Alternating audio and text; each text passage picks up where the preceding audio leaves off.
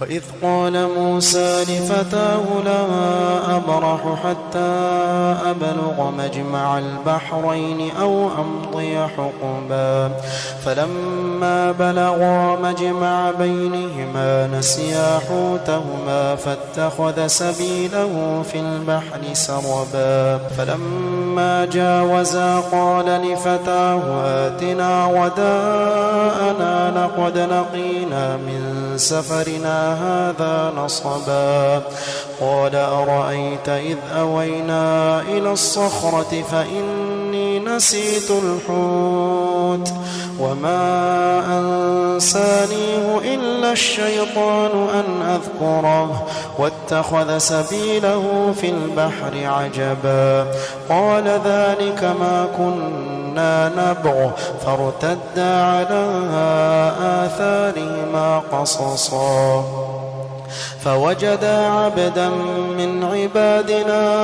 آتيناه رحمة من عندنا وعلمناه من لدنا علما قال له موسى هل أتبعك على أن تعلمني مما علمت رشدا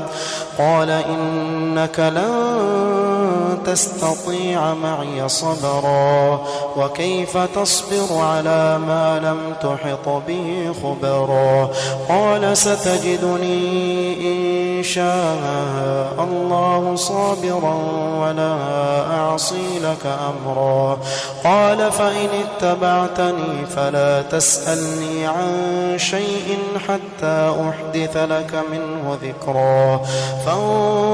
فانطلقا حتى إذا ركبا في السفينة خرقها قال أخرقتها لتغرق أهلها لقد جئت شيئا إمرا قال ألم أقل إنك لن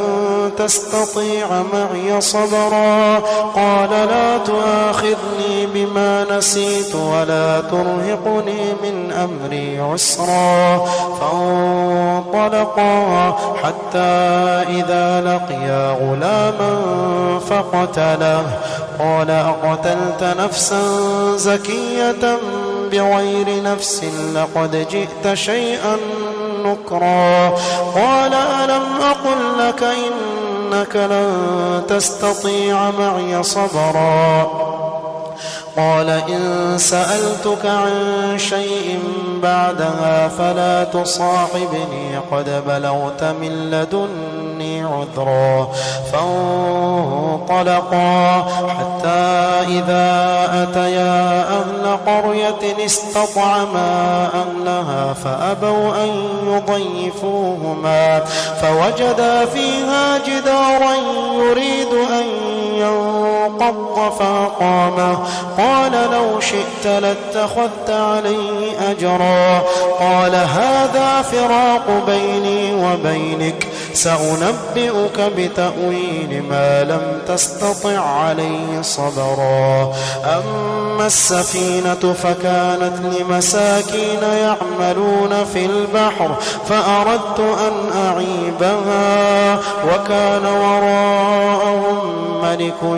يأخذ كل سفينة غصبا وأما الغلام فكان أبواه مؤمنين فخشينا أن يرهقهما طغيانا وكفرا فأردنا أن يبدلهما ربهما خيرا منه زكاة وأقرب رحما وأما الجدار فكان لغلامين يتيمين في المدينة وكان تحته كنز لهما وكان أبوهما صالحا فأراد ربك أن يبلغا أشدهما ويستخرجا كنزهما رحمة من ربك وما فعلته عن أمري